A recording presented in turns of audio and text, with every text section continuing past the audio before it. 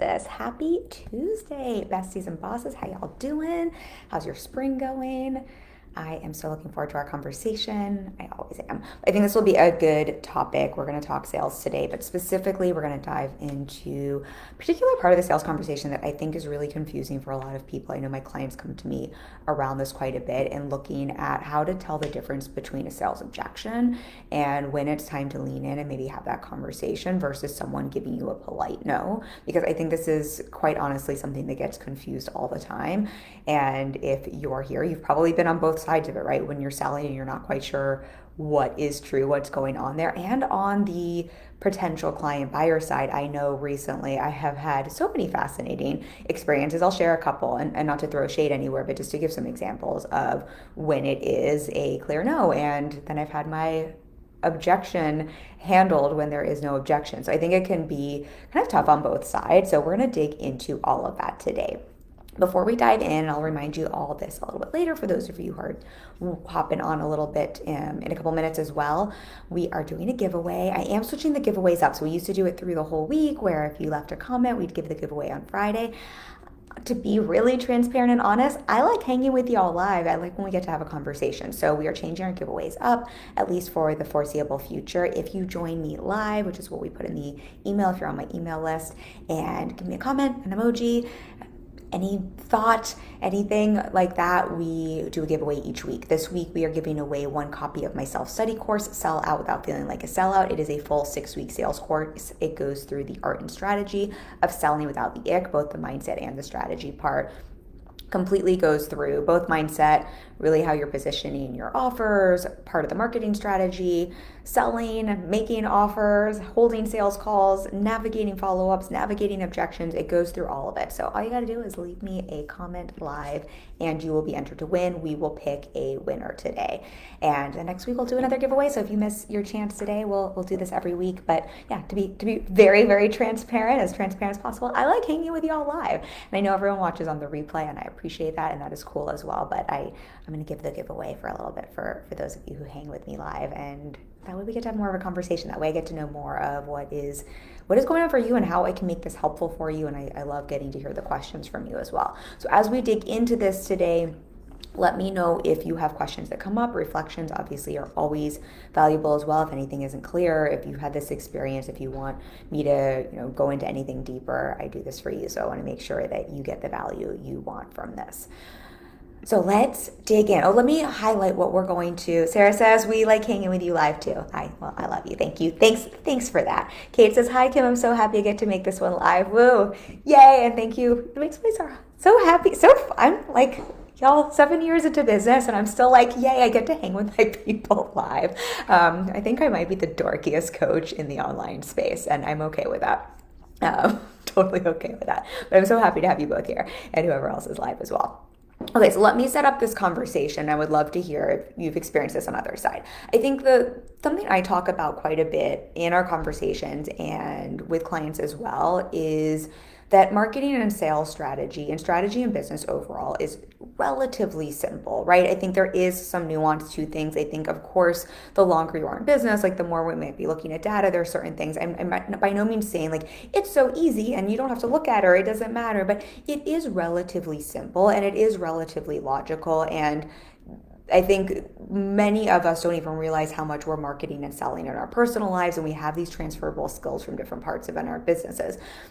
And all of that is true. And I think what sometimes can be very confusing when it comes to sales conversations, when it comes to the sales process, and why it can feel more confusing than as simple as it maybe practically seems, is we are humans selling to other humans. And once we include the human factor, things can get a little stickier, right? And so something that can seem very simple, that can seem very logical, that can seem very rational can go out the window when we're both introducing our own humanness, right? No matter how neutral you are, you're a human running a business and we're serving other humans. And as much as humans have similar patterns and similar things they're going through, no human is alike, right? We're selling to humans who are going through different things. And I just want to normalize that before we dig into our conversation, that Yes, business gets to be simple. Yes, strategy gets to be relatively simple. That doesn't mean it's not important. That doesn't mean there's not nuance to it. That doesn't mean that we don't want to look at things and refine things. But overall, this doesn't have to be super complicated, heavy, or hard. And that being said, if it sometimes feels heavy, complicated, or hard, one reason for this on either side of the sales dynamic, the sales conversation, right? When we're selling, we're human selling to another human, whether it's one-on-one or one to 10,000 people, right? We're still humans. Like, as far as I know, AI does not buy from us yet, right? So we're humans selling to other humans. Once we bring in that human dynamic, that's both beautiful and what we want to have inform our sales process and conversation. And that's also what can make things a little confusing and a little sticky.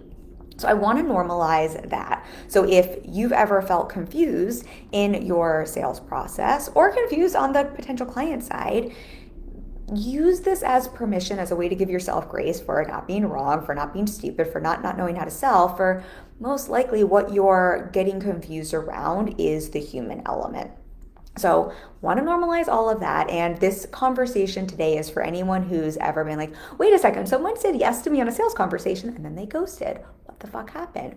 Or for those of you who have ever I don't know, like been on a call with someone who's like all in and telling you they're ready, and then like a weekend they don't want to work with you anymore. Or someone who tells you that your program is out of their budget and they don't, like, I don't know, that they can't afford your program or they're not ready, when actually really they were never interested in the first place. If you've been on either side of that and you're like, oh, this feels so confusing, this conversation for you is today.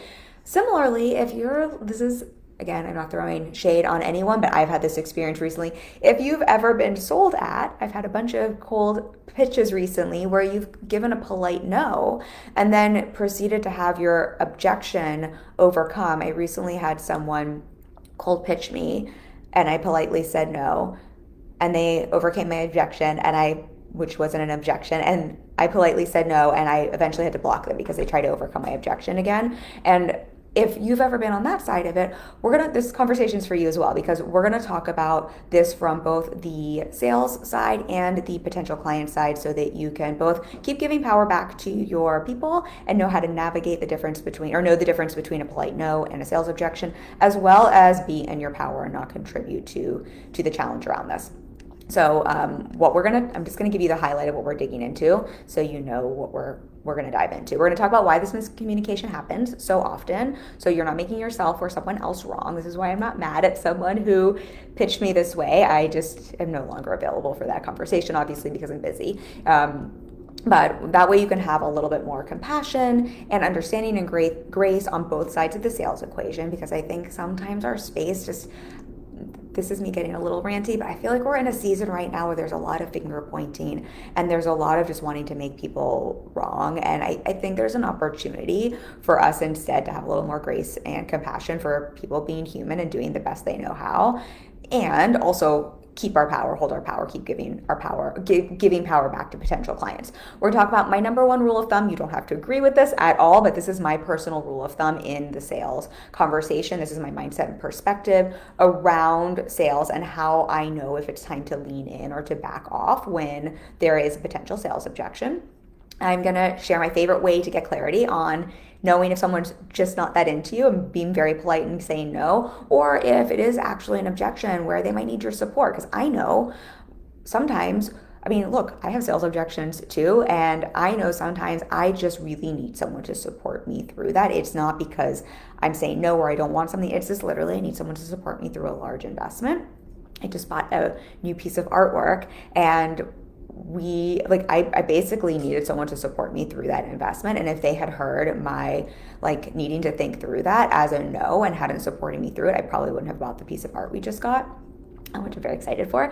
And then the last thing I'm just going to talk about a little bit on the potential client side, because many of you are both selling as well as clients in various containers or with your team, how to support yourself on that side to communicate clearly so you're staying in your power and avoiding those pressurized sales tactics, and also respecting the other person in the sales process. Because I think sometimes we can forget about the respect that gets to go both ways when we're having sales conversations. And again, as I go through this, just let me know if you have questions now or on the replay. So let's talk about first why does this even happen? Why do we have these miscommunications? And the miscommunication I'm talking about is, and everyone has been there, right? You're on a Zoom call with someone and you have the pitch, and then they tell you that they really want your offer, but that they can't afford it or they're not ready. And you're sitting there thinking, wait a second, are they like just blowing me off? Do they not want this? Is this a no? Or is this that actually they do want this and they're scared, or like they're in perfectionism, or like all of the things, like is there a thing under the thing here? And I'm sure everyone has been on one side, receiving or giving side of this, where then unintentionally toes get stepped on, right? We can unintentionally cross people's boundaries. If someone actually is like, I really don't want this, but I didn't know how to tell you, and you're like trying to overcome their objection, that can feel pretty yucky to someone. And it can also feel pretty yucky to you on the sales side. So let's first just talk about why this even happens, because I think this can help everyone give one another more grace instead of pointing fingers all over the place. And one of the things I think is, and y'all are welcome to disagree, I'd be interested to hear people's perspective here, but I really believe for the most part, most people are good people at their core and want to be good people. And yes, we have sociopaths and psychopaths, but I believe most people are doing the best they know how in the circumstances they have. And if they're not necessarily behaving the best, it's because of not having the tools or because of trauma, for various reasons, right? That we don't need to get into today's conversation. And I also believe that, or have seen, I don't even know if this is a belief as much as this, I'm pretty sure this is just factually true, that society has done a lot of conditioning around what is acceptable, what is polite, what is nice.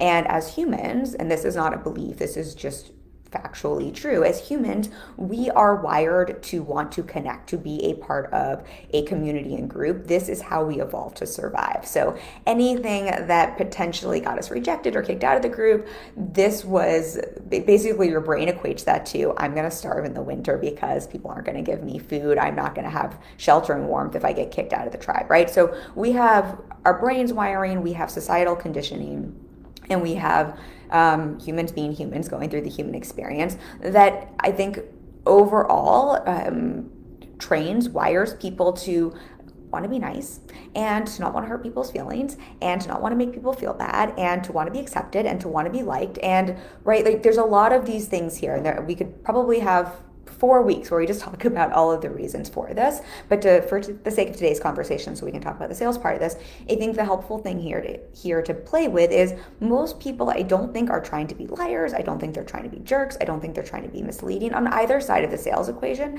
I think people are being human and they don't want to hurt someone's feelings. So a lot of times when people are in a sales conversation, if it's not what they thought it was going to be, or they don't want it, or it's something they're not really sure on, or they don't know how it's going to be the best value for them.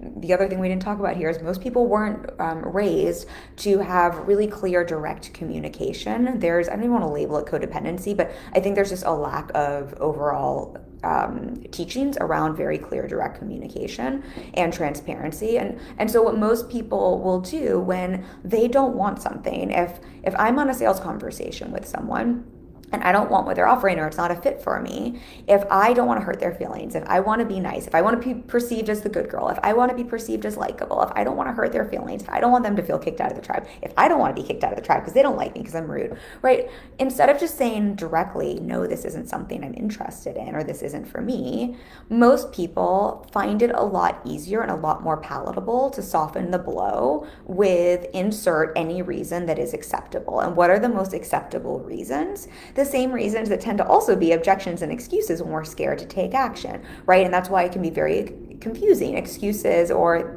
things like, I can't really afford that, that's out of my price range, now is not the right time, maybe in 6 months, maybe after we're about to go on a vacation, my kids are about to go to an expensive school, we're about to buy a new car, insert, whatever that might be. And so I think this is just important, again, to normalize and not to suddenly start pointing fingers and saying, oh my gosh, people are liars and people suck and people whatever the brain can kick up, and instead to see where this comes from and maybe just to pause and be honest. Have you ever been in the potential client side where you didn't want something? It wasn't an objection for something you wanted, but you just sincerely didn't want something. But instead of saying this isn't for me or this isn't something I want, where maybe you've given a, like, I don't know, people call it a white lie, right? Or just kind of given what seems like it would be palatable to soften the blow. I think we do this all the time without even realizing it. I'm sure many of us have done this at restaurants, right?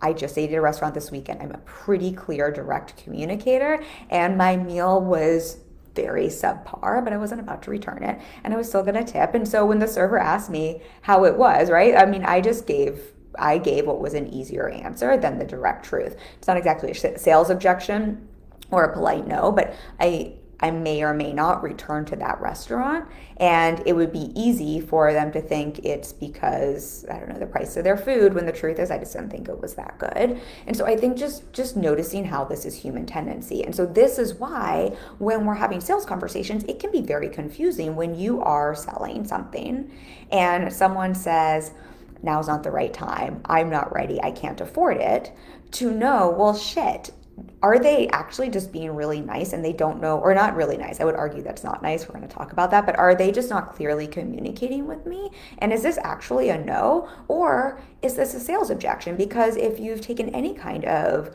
sales training, teaching, learning, or if you just intuitively know this because all of you are selling all day long in your personal life, right? Talk about this all the time. You're selling your kids on going to bed. You're selling your kids on eating vegetables.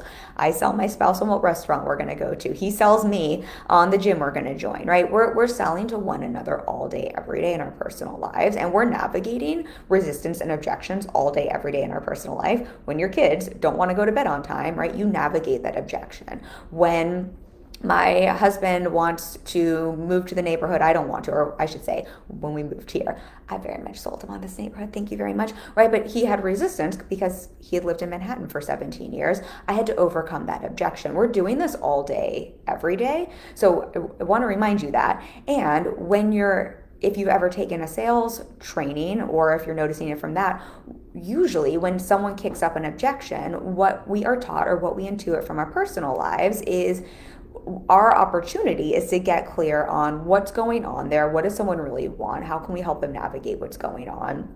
Not to trample on their values, not to trample on their beliefs, not to make them wrong, not to have them decide something they don't want to. Navigating an objection is not convincing someone of something they don't want. I know everyone in this group knows that, but that always feels so important to say. I think we hear navigating objections sometimes, and I think some places teach.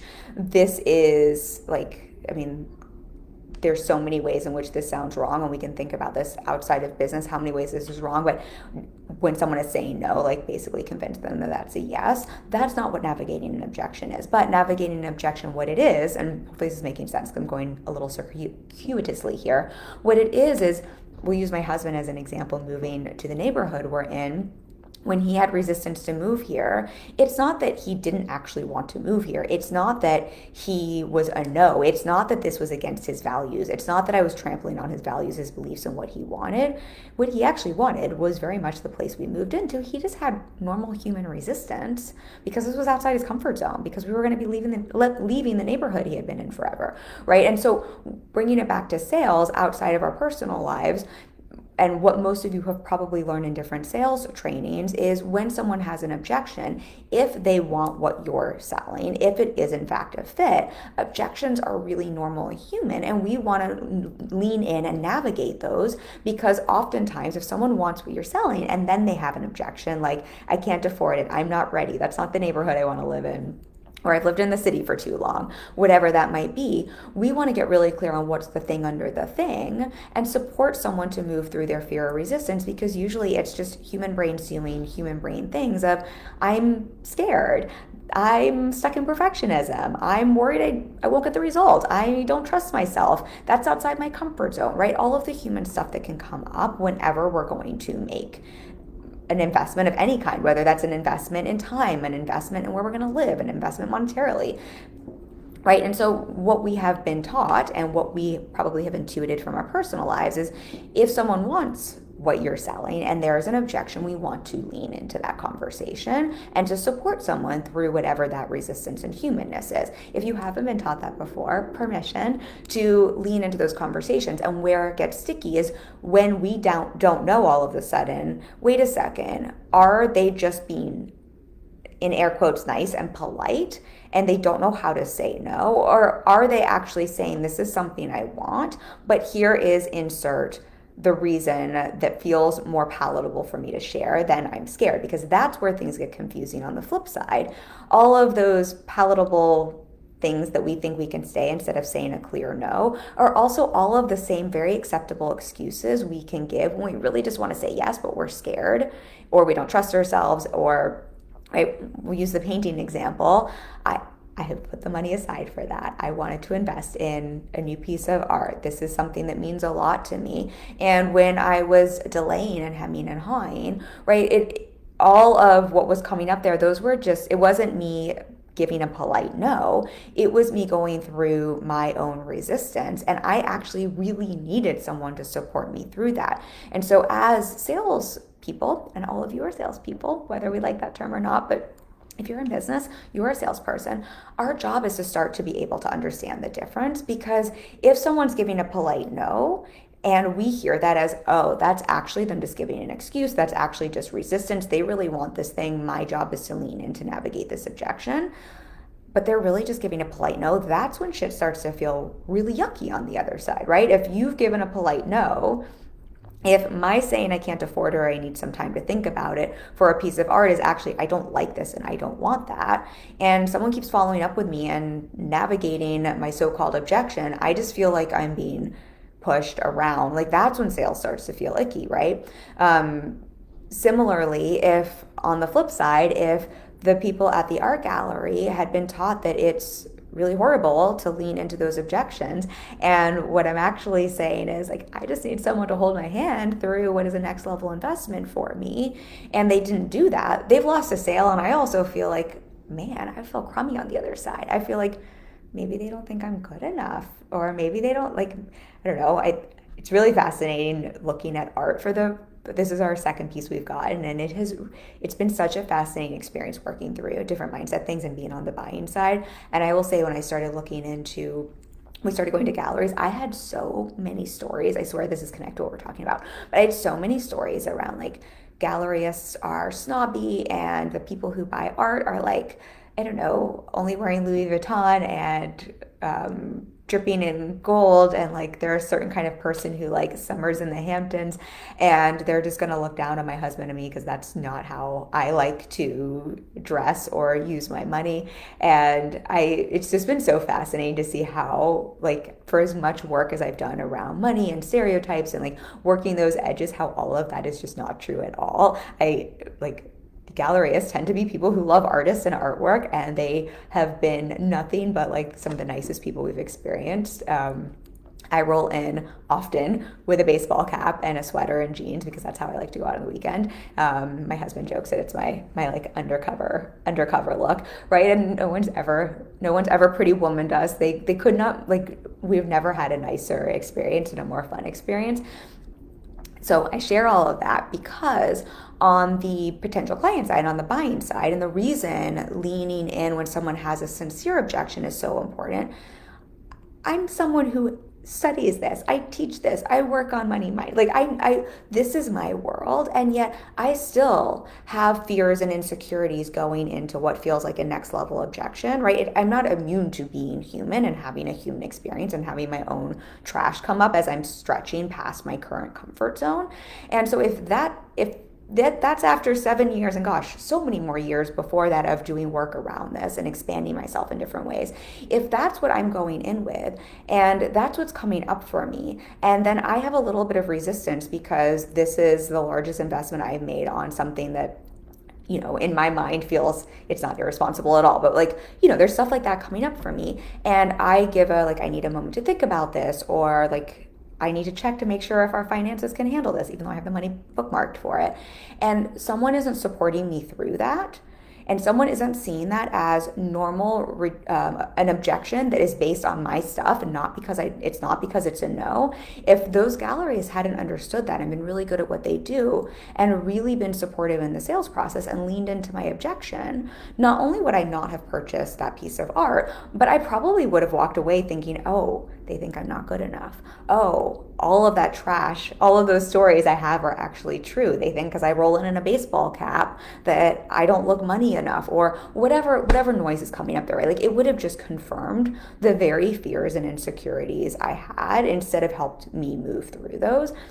And again, this is someone who's very aware. Like I can label that all as like, that is all mindset trash. Like I can separate myself from that and not even buy into it. And yet that could have gone very differently. And I think that's why it's so important for us to know the difference, because one way we're trampling on people's values, right? If it's a polite no. The other way, we are very possibly losing out on great clients, but also really not being of service and supporting people through the very buying journey and decision, and maybe unintentionally reinforcing and co-signing their limiting stories and trash. Sarah says, I like summer in the Hamptons. I mean, I haven't ever done a summer in the Hamptons, but I'd like to. LOL. I can do baseball cap and jeans. I love summer in the Hamptons too. My husband actually went to the Hamptons last summer, so I'm being very stereotypical here, because I do have of these things, and the Hamptons are quite lovely. It was our first time there, but I'm giving this as an example. But even with that, it's just so funny how like I've even done some of those things, and I live in a very lovely neighborhood, and we make great money, and I'm very blessed and abundant, and yet it's just interesting the like even with that, the trash that can come up.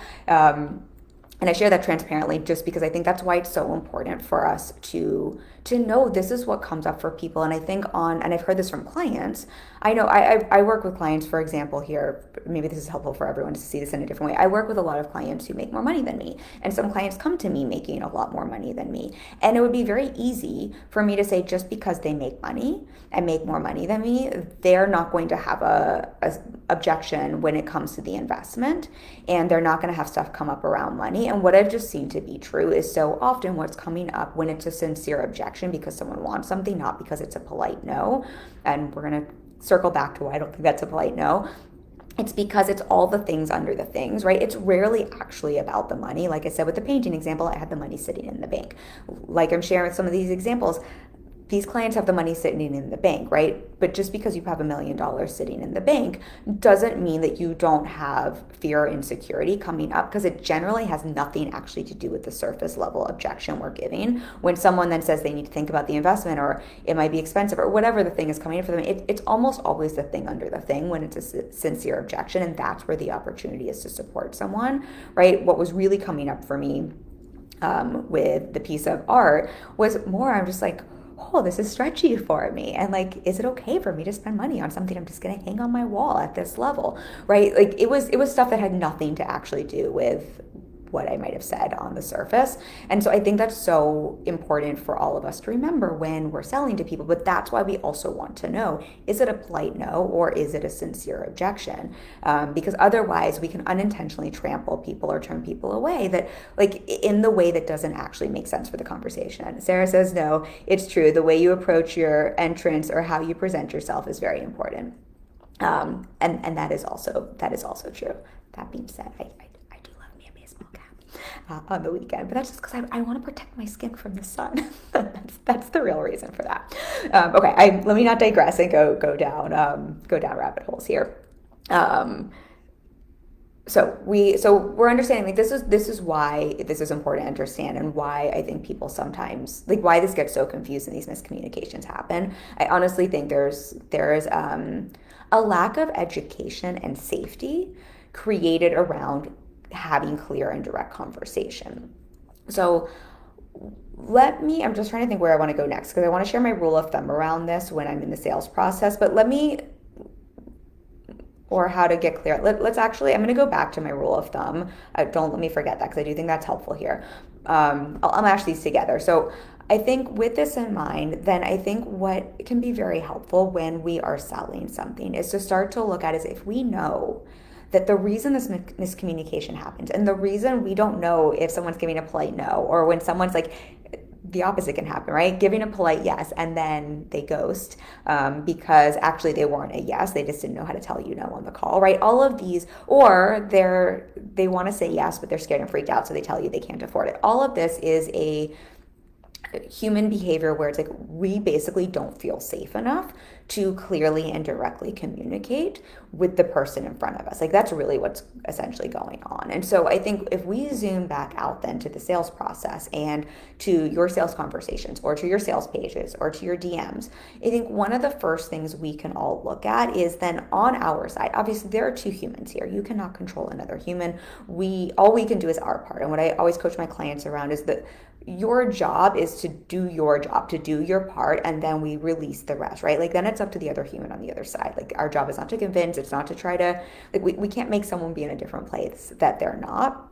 But to the best of your ability, I think the first thing we get to look at is how are we creating a safer space for someone to feel like it's okay for them to clearly and directly communicate, and how are we opening up opportunities for someone to clearly and directly communicate, knowing that most people, this isn't like something that's just in their arsenal. Now I'm going to share how we can encourage that, but I think this is something for us to play with.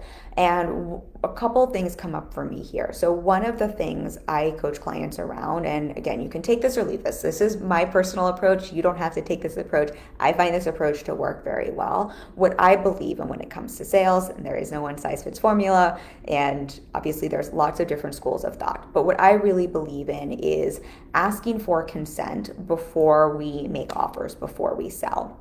And I think this can go a really long way in creating that safer container for someone to feel like they're able to give you clear and direct communication. And also when we're asking for consent first, what I believe this does is really give the power back to the person you're selling to, so they feel like they are able to advocate for themselves, right? Speak clearly. Because I think what can happen unintentionally in a lot of sales conversations or in DMs or on sales pages is unintentionally we can take power away from people, right? And as soon as we're doing that, it's not really fair to then expect someone to clearly and directly communicate when we're essentially taking their power away and their voice away. So asking for consent, and what I mean by that is quite literally asking someone if it's okay to make an offer. Now, not like permission to sell, but in terms of when I'm having a sales conversation with someone, before I get to the pitch where I'm going to talk about my offer, I'll check in with someone. And I mean, I actually go as far as I have quite a few qualifying questions because fit is so important for me. So I'm not going to offer my work to everyone, but let's just say I was offering my work to everyone. I would still want to check in with the person in front of me to hear how things are feeling, and would it feel good for them to hear about my offer? Would it feel good for them to hear about what it could look like to work together, right? I want to ask for some sort of consent or buy-in, and I think that can be really helpful because what we're doing then is we're, again, giving that power back to someone, and we're asking them to clearly and directly communicate with us. Now, my rule of thumb, I want to see this comment before I go to my rule of thumb. Then I have one other thing here I want to share around knowing the difference between these two things. Kate says, yes, that's so true. My hubby was brought up having very direct conversations, and listening to him and his mom talk to each other made me feel really uncomfortable. He's always said how my family talk around the issue, and that we're too nice. It took me a long time to appreciate that he was saying what he was saying, and completely agree. Creating that safety around having those direct conversations is huge, and still working and improving this in my container. Thank you so much for sharing that, Kate. I think I'm going to come back to this piece at the end of our conversation in terms of what we can do when we're on the potential client side. But I think this is just so normal. And I think for most people in this group, people who are heart-centered, I think a lot of this has to do with family dynamics, right? I think for a lot of women and the conditioning around being nice and good and what's polite, and gosh, even certain parts of like the world and where you live.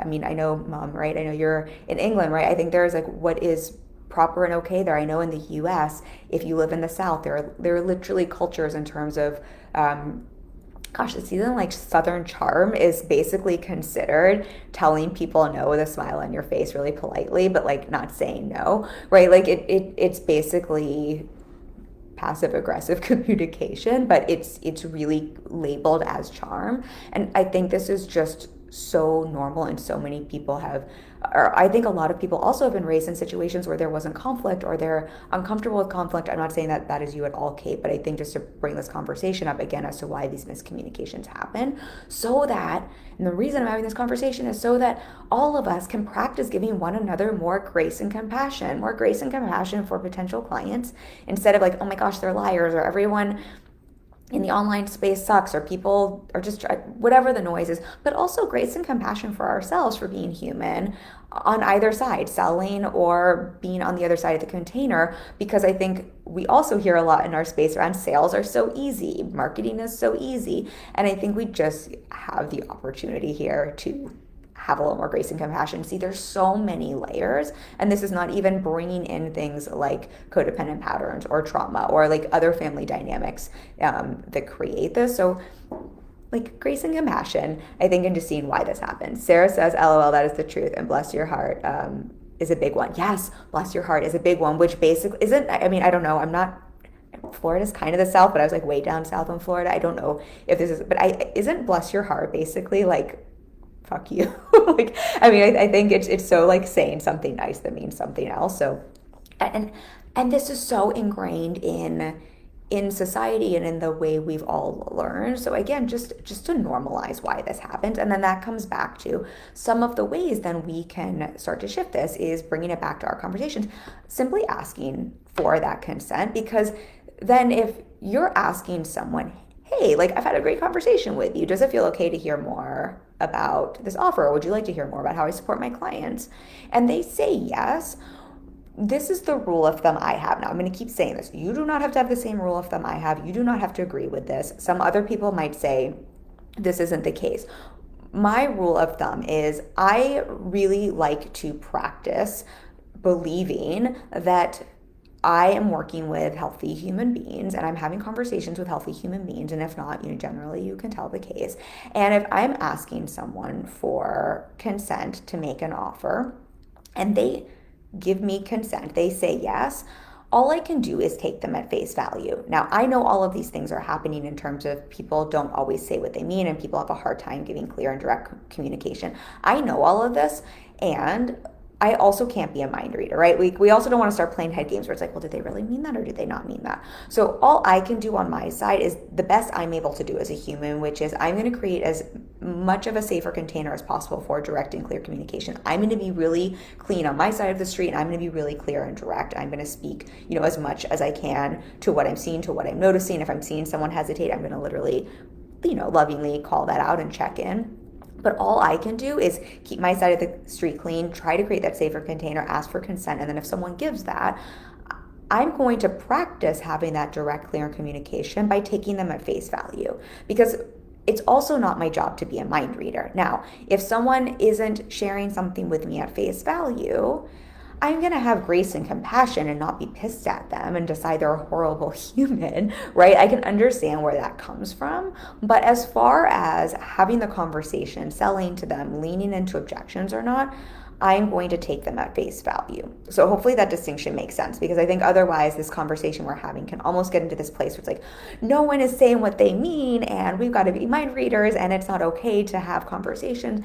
And what I think is on our side is if we're setting that up, if we're being clear and direct, we also have to practice taking people at face value and with kindness, hold people accountable when they're not being clear and direct, right? So my rule of thumb is if someone has raised their hand for me to sell to them, and raising their hand for me to sell to them means not I cold pitched them and cold DM'd them and they said no, right? Like that's not someone, if I cold pitch someone, they did not raise their hand. They did not consent to be sold to. When someone cold pitched me recently and I very clearly and directly said, no, thank you, I'm not interested. No, thank you, I'm not interested, right? Not only did I not raise my hand to be sold to, but that also could not have been more clear and direct. There was nothing for them to lean in and have a conversation around, right? Like that's just, we can understand that's a human who probably got taught poor sales strategy, but that's not listening to someone. But if you get on a phone call with someone and you ask them, or someone gets on a Zoom call with you and you ask if they want to hear about that offer and they say yes, they are now raising their hand to be sold to, right? If someone signs up for your free masterclass or training and you let them know, it's not a bait and switch, you let them know like, hey, at the end of this, I'm going to pitch to you, right? And they stick around and listen to that, they've raised their hand to be sold to. If you offer a free audit or a free call or whatever that is, and you don't bait and switch people, but you let them know, hey, at the end of this conversation, if it feels good to you, I'm going to ask you if you want to hear about my offer. And someone says yes to that. And then again, you ask for that consent, they say yes, they're raising their hand to be sold to. So my rule of thumb is if someone's raising their hand to be sold to, I'm going to sell to them. And if someone's raising their hand to be sold to, right, like that is an okay conversation to lean in with. That is not a place where we're not going to play guessing games there. So that also means then if someone has raised their hand to be sold to, then I feel okay taking them at face value, right? I'm going to like hear this as clear and direct communication. So then that means when an objection happens, what I'm also going to then want to check in with on is this a polite no or is this an objection? But I'm not going to suddenly start to be like, should I not have sold to them? Like, was I being a jerk there? Was I maybe being manipulative? I know, no, wait a second. They've raised their hand to be sold to. We get to have an adult conversation here. I just get to be really direct on my side of the street in terms of how we're having that conversation.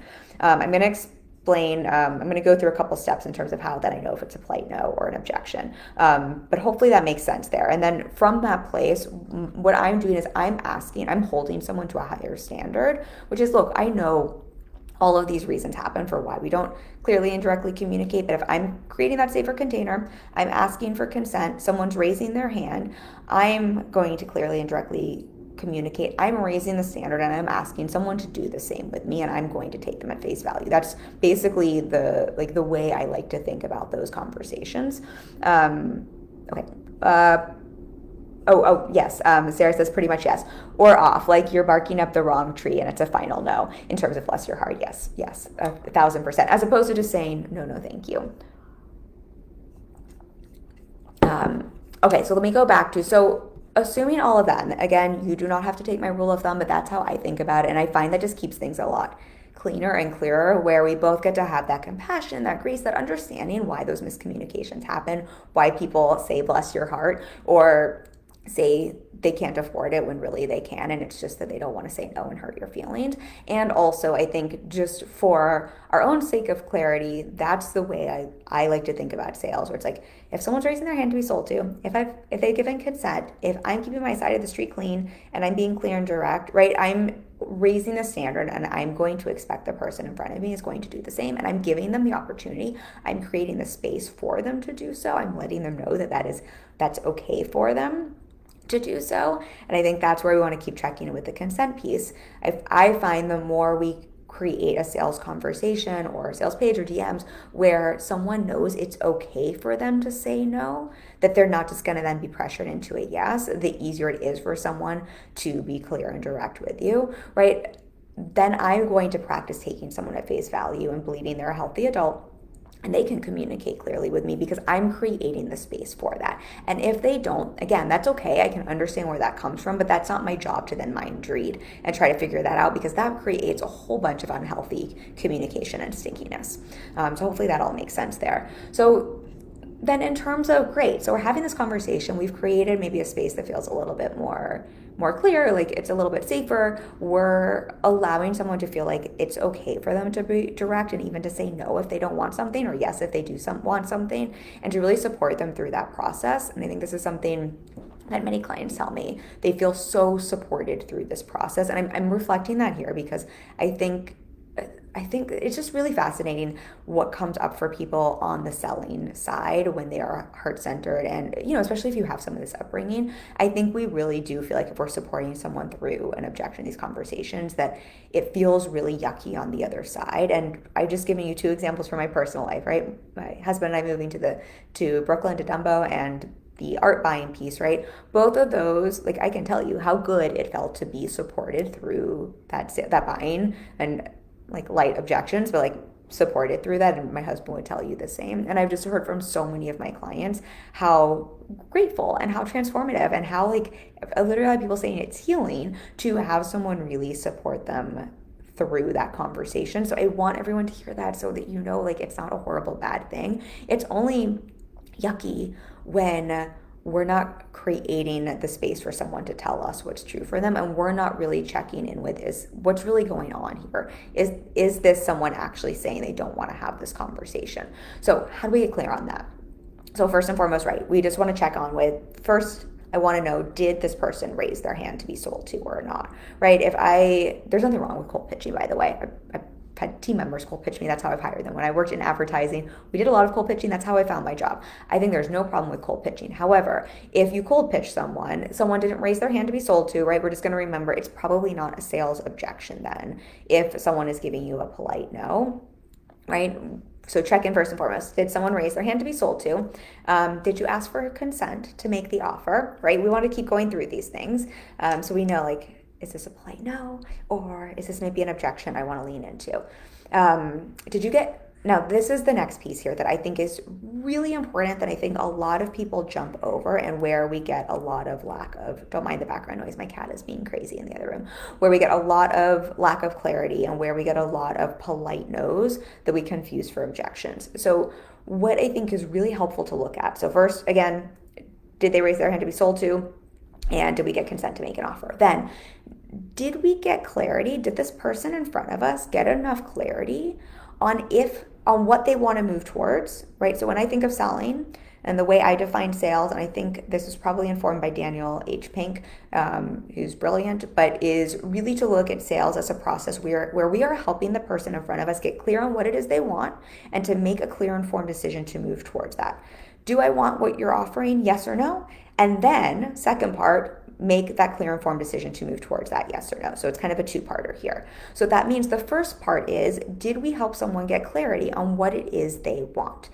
What I find happens a lot is we rush over that and just jump to how can I help them to move forward with a clear, informed decision, yes or no. But we can't help someone to make a clear, informed decision if we don't first help them get clarity on if they want your offer or not. And I find a lot of people just rush through this and jump over this, and that's where a lot of the stickiness comes up. So this would be the next place I would pause, and this is going to help avoid those polite no's or that confusion on like that, and get that clarity on, is this a polite no or is this an objection, is really looking at, did I help someone get clarity on if they want this offer or not before I ask them if they want to buy, before we talk about the investment, before we talk about the time frame.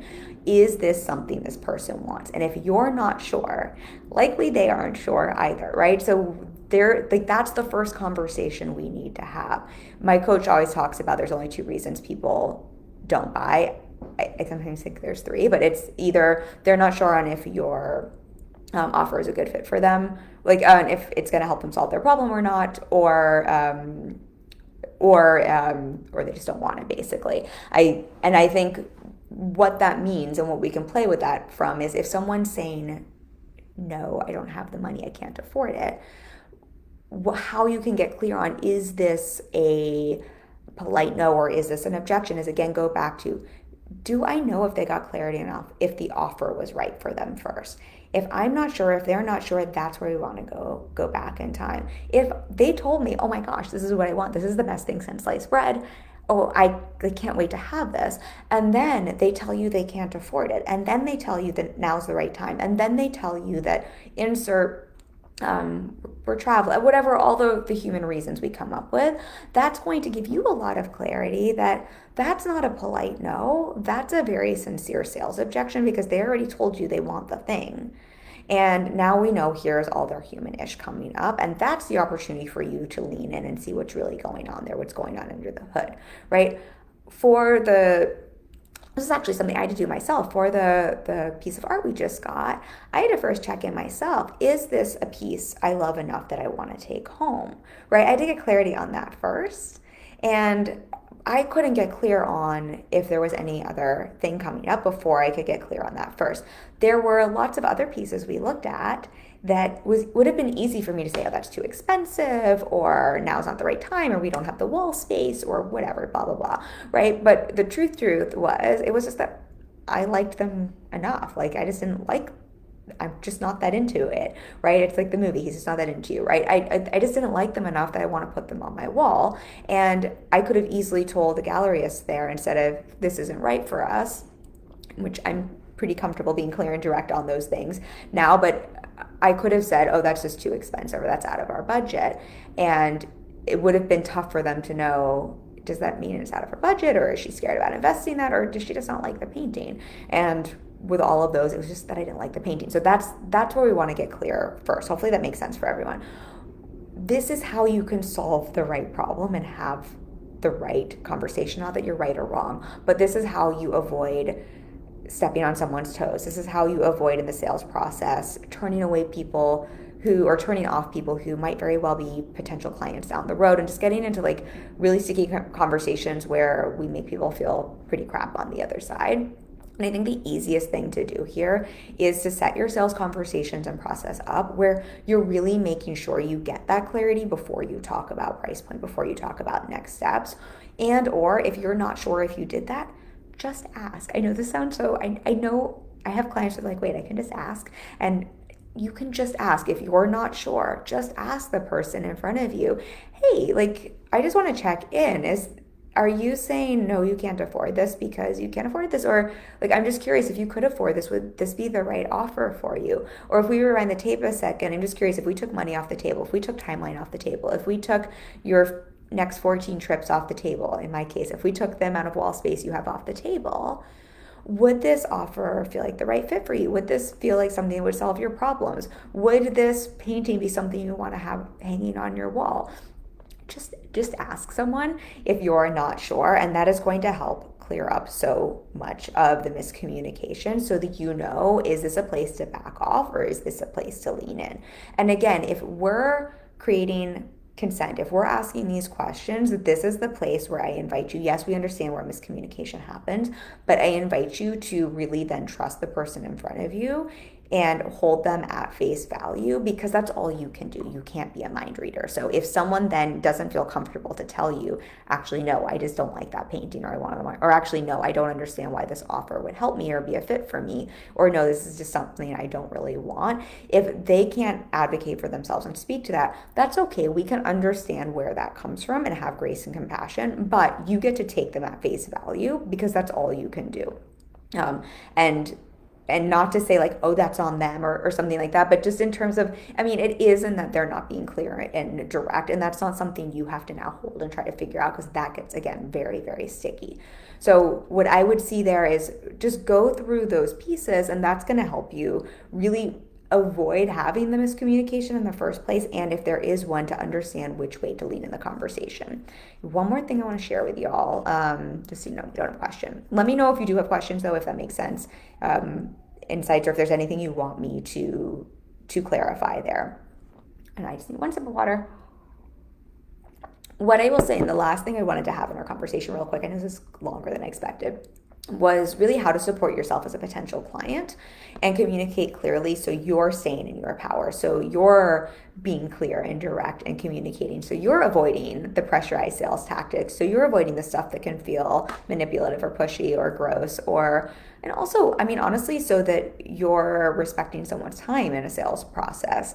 And this is, I think, the invitation for everyone. I always like to think, like, do unto others as we wish to be done to us, right? And if we're saying, look, we see that there is, like, we understand all of the reasons for these miscommunications, and we see there's such a want to be nice and to sugarcoat things and to not hurt people's feelings and to I need to read the comment. What was this? The southern thing. I have to scroll up here. It was like, God, oh, bless your heart, right? If we know that these are things going on, and we know, hey, maybe we even have a tendency. I know Kim 10 years ago definitely had a tendency of, I'm just going to sugarcoat things instead of speaking to things. Or what we get to play with a scene, this really becomes an opportunity for all of us to take our power back, to practice clear, direct communication, to practice setting and holding boundaries, right? This is essentially a boundary, just like it's a boundary on the sales side. And I think the nicest thing we can all do is to practice being transparent in our communication. Now, this is not the easiest thing to do. And again, for all the reasons we've already talked about, we don't have to have a whole conversation around that. But I think just even starting to reframe that when we're transparent, when we're clear and direct, that's actually the nicest thing. That's actually the most respectful. That's actually what is going to both keep us in our power, but return the power to the person in front of us.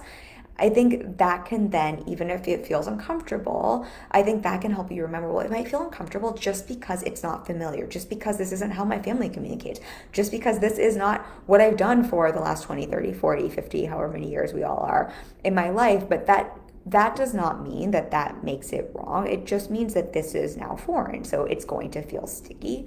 But I offer that as a reframe. I really see transparent, especially for those of you who are coaches or anything like that. I see transparent as the nicest thing we can do. My husband and I, that's one of our rules in our marriage is our job is, to the best of our ability, to really work on clear, direct communication and to be transparent over being nice. And that avoids so many miscommunications, that avoids so many arguments, that avoids so much friction.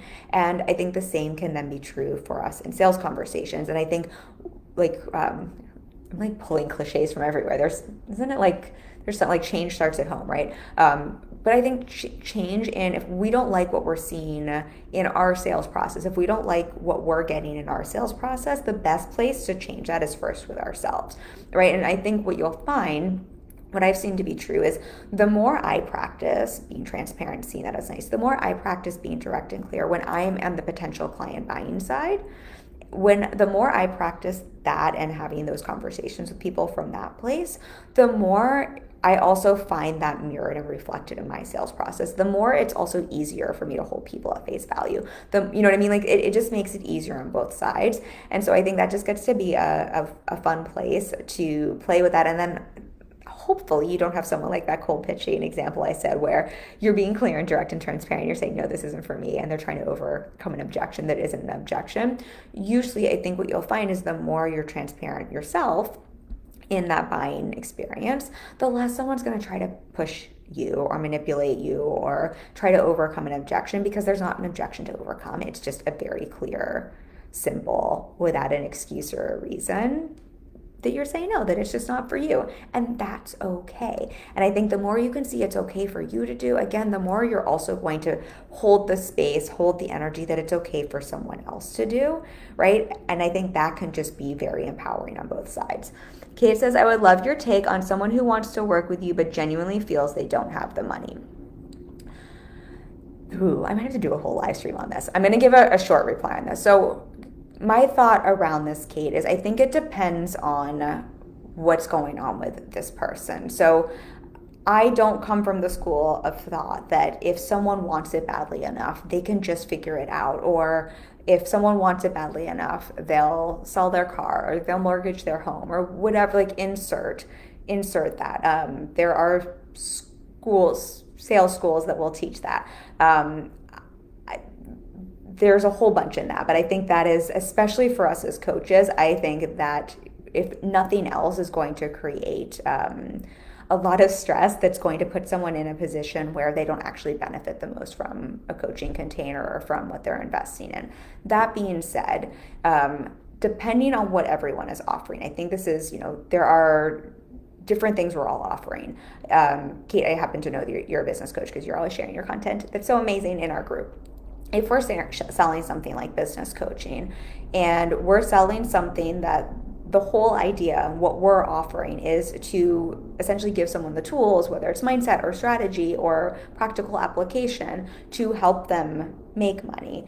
This is very normal, and a lot of times people don't have the money to invest in coaching. And I think what I believe to be true in business is for most people starting a business, they're going to need to invest some money into their business. If I look in New York City down the street at all of the different restaurants and stores there, they all needed money to open up their storefronts. And most of them probably didn't have the assets sitting around to do so. And what did most of them have to do? They needed to go get lenders. They needed to go take out a loan. That's why venture capitalists exist, right? This is just the norm of business.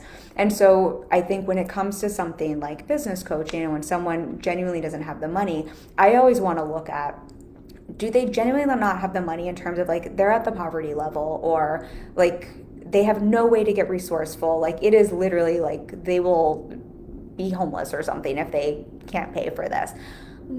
I want to respect that, right? I'm not going to lean into that objection and have that conversation at all. Like, I don't want to touch that with all the love in my heart. I also wonder if you're in a place where, starting a business is the right next step, and it wouldn't feel good for me to offer my services.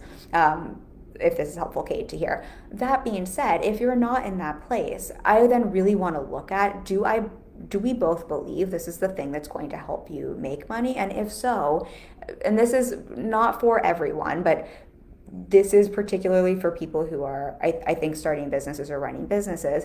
I think there's an opportunity to look at, even if you don't have the money available, do you have the availability to get resourceful and to offer that? I would never convince someone to get resourceful, but I would want to have that conversation around normalizing getting resourceful to make the investment, and normalizing whether that's from your own experience. I know myself, I literally did not have the money available when I first invested in my coach. Like, literally after my pay the bills job, I just moved to New York City. I think I had like enough for maybe one coffee, if that. And I'm not even exaggerating. That's like a literal truth. I had to get resourceful, and I had to go find that money. For me, that looked like borrowing some money. And for me, that looked like I honestly picked up an extra job, right, to be able to pay for coaching.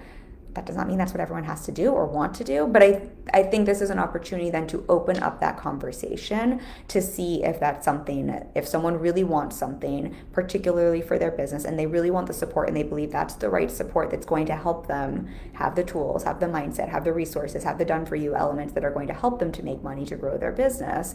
Is this a place they are willing to, or they want to think about getting resourceful? And I think then that just gets to be up to the person. They can hear that and be like, oh, no one ever gave me permission. I just thought I literally had to have the money in the bank or in savings, because I think a lot of us are taught that. And that is maybe true outside of the business scope, but in business, a lot of times if you wait until you have the money saved up, that just has you miss out massively. If I had waited until I had the money to invest in my first coach, I probably would have lost out on hundreds of thousands of dollars, as opposed to getting resourceful and leveraging my availability to access money to pay for something as an investment, because we invest in something first, we get the return later, right? To be able to then make hundreds of thousands of dollars quite literally afterwards. So I think most people just aren't taught that way of thinking. Most people are taught, I need to literally have the money in the bank or have it saved up. Otherwise, it's irresponsible and it's not safe. And I think especially when we're looking at things like business coaching, it's a little bit flipped around. And most people that make money are getting resourceful, leveraging different ways to get access to money, investing, and then getting the results later. And so my approach here is always just to open up the conversation and to see if someone's even willing to have that conversation, to see what comes up for them. And if they are willing to have that conversation, great, we get to talk through that. And sometimes people just like, oh my gosh, I never thought of it that way, or oh my gosh, I didn't even think that's how business works, or oh, I didn't even think that was okay. I just thought it was like horrible or bad to go and do that, or oh, you got a side job too, like, thanks. I thought I was like supposed to just, I don't know, whatever people think they're supposed to do. Or, oh, I hear you, but also that freaks me out, right? Then we can just have the real conversation, and then you just get to let them decide. And if they don't have the resources or can't get resourceful, that is okay as well. And that gets to be fine too. Kate says, I like the normalizing aspect of being resourceful. I like that conversational lens to see it through. I'm so glad that resonates. And if this is helpful for Kate and everyone listening, I think the whole thought I always have is, our job is never to tell someone what, and I know you know this, Kate, but just for anyone watching the replay, our job is never to tell someone what to do. I never want to convince someone, especially in a coaching container. Nothing feels grosser or ickier to me, and nothing. Like, I partner with people, many of my clients I've worked with for 3, 4, 5 years. Like, I don't want to work with someone I like tricked into being there. I think of it like a marriage, right? I don't want to convince my husband to be married to me. I don't want to like figure out how to like trick him into wanting to be in this relationship. I think just like holding those things when we have these conversations. And that being said, I think we just get to always, going back to what we were talking about earlier, if we've created a safer container, if we've asked for consent to sell, if we've created clarity for someone and we're clear that this is something they want that feels like the right fit, if someone's raised their hand to be sold to and then there's an objection, I think it's only of service and it's only supportive for us to lean in and just to open up the conversation. And then my thought is, and all I want to do is open up the conversation and say, hey, here's a perspective. Hey, here's something else that could be true. Hey, here's something I'm noticing. Hey, here's something maybe you haven't thought about. And then I want to just hold up the mirror and I just want to give all the power back to the person in front of me, where it's like, and then they still get to decide. So if that's helpful for everyone listening, it's like if all of these things are true and there's an objection, I want to lean in. I want to have the conversation. I want to offer something. You can agree or disagree. And then all of the power is yours. I do not want to touch your decision. I just want to support you with it. And as long as you're raising your hand and saying, I want to have that conversation, I'm here to support you with it. As soon as you say back off or that's not for me, great. But when someone is telling me not a clear yes or a no, in my mind, if they've raised their hand to be sold to, we've created all the things we just talked through, right? And they've given consent and we've gotten clarity. If someone hasn't given me a clear yes or a no, in my mind, we still haven't arrived to a decision. So I want to keep having a conversation to support you to get clear on that decision, because you haven't gotten a clear yes or a no. And if I just zoom all the way back, my job that I see it, if we're selling from a place of service, is first, how can I help you get clarity on what it is you want? Is this right for you or not? If this is not right for you, great, we're done with our conversation. If this is right for you, second part is how can I help you to make a clear, informed decision to move towards that? And Kate, if this is helpful to hear, the other thing I really like to hold is I like to hold the belief that people can have what they want, right? And if you're booking a call with me and you're raising your hand, especially if we have pricing transparency and things like that, and you're saying you want this is right for you, I want to believe in you and believe that this is something you can have if that's something you really want. And so I'm always going to hold that standard and hold that belief for someone in the conversation. Okay, I hope that was valuable for everyone. If there's any other questions, let me know. Otherwise, I will wrap us up. I hope this gives everyone some clarity on understanding why there can be so much confusion in sales conversations between, is it a polite no? Why is someone ghosting me? Is it a sales objection? But also help you understand how to not only give grace and compassion when that happens, but how to get clear on whether to lean in or not. Kate is very helpful. Thank you. My pleasure. I'm so glad that was helpful. And also just gives you some clarity on how to navigate those conversations a little bit more from a place that is very much of service, that is very much not, trampling on people's values, but that is also holding people to the standard of clear, transparent communication, because you're creating the space for that. And I think it just gets to be both there, because otherwise we just get into mind reading and stuff that can get very confusing. So I hope this was valuable for everyone. If you have any questions on the replay, drop them for me. And if you're listening to this and you're like, well, shoot, this is something I could use support with. I know that I get sales, but I get wrapped up in my own head around it, or I'm not really sure how to navigate some of these conversations, or actually I'm not sure, I don't even have a sales process, so I don't even know how to bring people through the sales process on the marketing side, on the messaging side, or I've just got some human trash coming up for me where communicating directly or even leaning into some of these conversations feels a little sticky for me. This is what I help my clients with all day, every day.